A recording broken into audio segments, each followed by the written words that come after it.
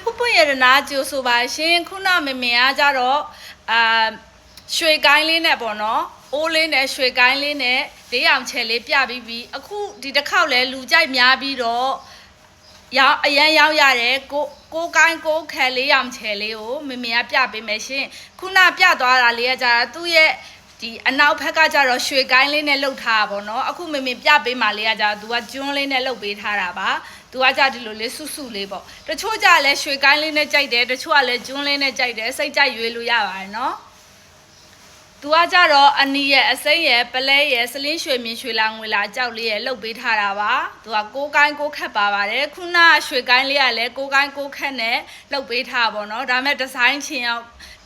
င်းကွာသွားပါတော့အရန်ရောင်းရပြီးတော့လူကြိုက်များတယ်လက်ဆောင်ပေးလို့လဲလာတယ်ဖျားလူလဲလာတယ်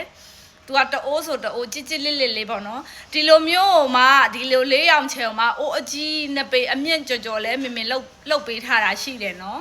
ကြိုက်တယ်ဆိုလို့ရှိရင်အားပေးလို့ရပါတယ်ရှင်